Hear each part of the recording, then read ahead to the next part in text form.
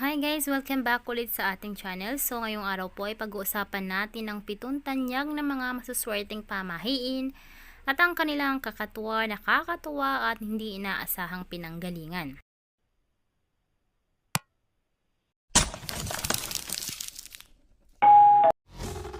Alam nyo ba na maraming benepisyo ang malunggay na makakatulong sa kalusugan ng iyong pamilya?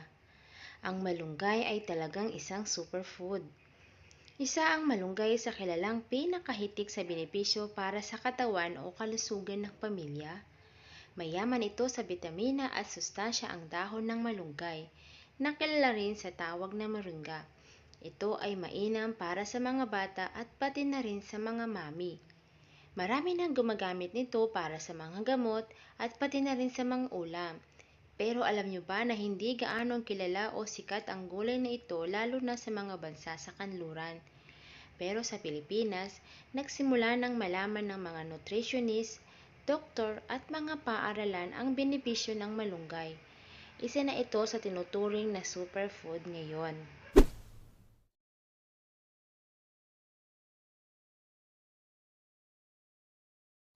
Ang malunggay ay nakakapagpalakas ng katawan. Dahil nga sa hitik ito sa bitamina at sustansya na nagpapalakas ng ating katawan lalo sa mga bata na kailangan ng source of energy dahil sa pagiging aktibo ng mga ito. Mayroon itong taglay na protein na doble pa sa gatas, potassium na higit pa sa makukuha natin sa saging, vitamina A na higit pa kaysa sa carrots at vitamin C na 7 beses pang higit kaysa sa mga oranges. Kaya naman nakakatulong itong magpatibay ng ating immune system at labanan ng mga common bacteria.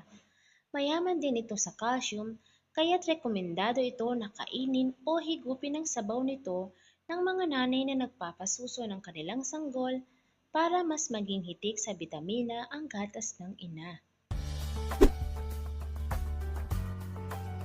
Pangalawang benepisyo nito ay meron itong medicinal properties na nakakatulong sa paggamot ng diabetes, sakit sa ulo at iba pa. Mabisa itong nakagagamot sa sakit sa ulo, migraine at kahit ano pang sakit ng katawan. Napatunayan na rin na malaking tulong ng malunggay sa pagpapanormal ng blood sugar, kaya't nakakatulong ito sa may diabetes. Nilalabanan din nito ang intestinal worms or bulate sa mga bata, lagnat at hika. Ang pangatlong benepisyong taglay ng malunggay ay nakakatulong ito sa ating metabolism. Habang lumalaki, mabilis at aktibo ang metabolism ng mga bata. Pero kapag nagkakasakit sila, nawawalan sila ng gana at humihina ang metabolism. Kaya't nakakatulong ang pagkain ng malunggay dahil sa taglay nitong sustansya. Mabisa rin itong pampagana at pantunaw ang malunggay dahil na rin sa taglay nitong fiber, kaya't makakatulong sa pagbigat ng timbang at paglaki o pagtangkad.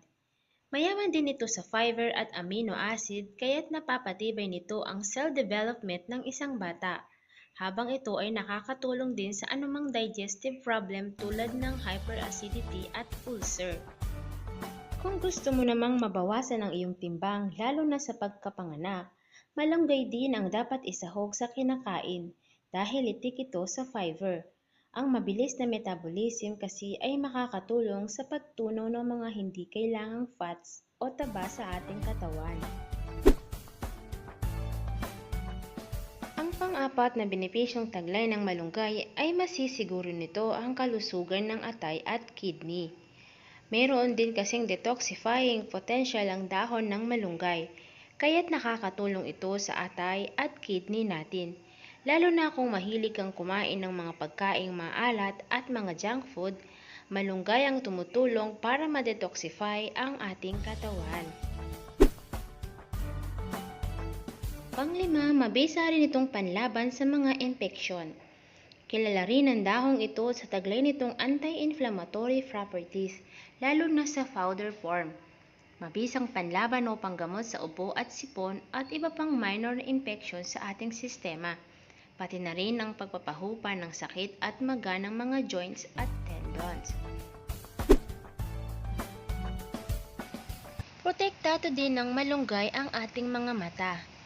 Palagi bang nakatutok at nakatitik sa electronic gadgets, computer or TV ang inyong mga anak? Ito ang pangunahing nakakasira ng mga mata o paningin.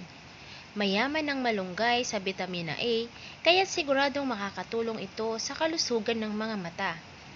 Ang ginagawa ng iba ay pinapakuluan ng dahon at iniinom na parang tsaa. Nakakatulong din ang malunggay sa paggaling ng mga sugat at pagpapaganda ng ating kutis. Likas ang kakulitan at kalikutan ng mga bata, kaya karaniwang nasusugatan o nagkakapasa ang mga ito. Bakit hindi subukang gumamit ng malunggay powder para sa mga sugat, para mas madaling gumaling ang mga ito? May mga nagtatapal din ng pinagkuloang dahon nito sa mga sugat, pasa, rashes at iba pang skin irritation dahil epektibo itong gamot. Mayaman ito kasi sa vitamina A, C at E ang malunggay, kaya't nakakatulong ito sa kalusugan ng ating balat. Ito kasi ay may antibacterial at antifungal properties. 1940s pa nang mapatunayan na ang malunggay ay mayroong antibacterial at antifungal properties. Magandang balita ito para sa mga nag-iingat sa long-term effect ng paggamit ng antibiotic drugs. Kung gusto mo namang gumanda ang iyong kutis, dapat kumain ka ng malunggay ng madalas. O di naman kaya ay gawin mo itong paste para ipahid sa iyong balat. Hindi mo na kailangang gumastos ng malaki para sa mamahaling mga skincare product. Ang dapat mo lamang gawin ay dikdikin lamang ang malunggay hanggang maging paste ito o cream at ihilamos sa muka o ipahid sa katawan, lalo na sa mga tuhod at sa ating siko.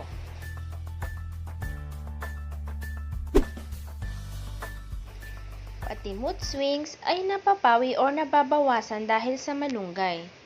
Bata man o si mami na bagong panganak, minsan ay moody or paiba-iba ang nararamdamang emosyon. Ayon sa mga scientist, malaki ang natutulong ng pagkain ng malunggay para maibsan ang mood swings at anxiety attack.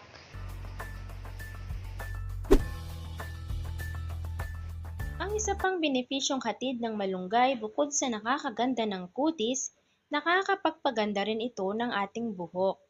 Mayaman din ito sa bitamina at amino acid na nakakatulong sa pagkakaroon ng keratin protein, na isang pangunahing bahagi ng pagkakaroon ng malusog at magandang buhok, at mabilis na paghaba at pagtubo nito. Dagdag pa dito, ang mabisang panlaban nito sa pagkakaroon ng balakubak lalo na sa mga bata. Mabisa ding antioxidant ang malunggay. Antioxidant kasi ang kailangan para labanan ng cancer. Titik sa antioxidant ang gulay na ito, kaya't kung sasabayan pa ng healthy lifestyle at regular na ehersisyo, protektado din tayo sa cancer.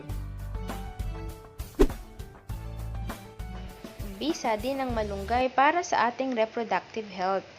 Para sa mga mag-asawang nagpaplanong magkaanak, mabisa ang malunggay para sa reproductive health. Mayroon din itong taglay na aphrodisiac properties para makatulong sa libido at pampagana sa pagtatalik. Nakakatulong din ito na mapadami ang sperm count sa pamamagitan ng pangmatagalang panahon na pagkain nito. Ang malunggay o Moringa oleifera ay isang tropical tree na mas kilala bilang horseradish tree sa western world. Ang miracle tree na ito ay kilala bilang fast-growing at drought-resistant tree. Ang malunggay ay kadalasang ginagamit bilang ingredient sa pagluluto ng herbal medicine. Ba ito, effective ba talaga ito sa'yo?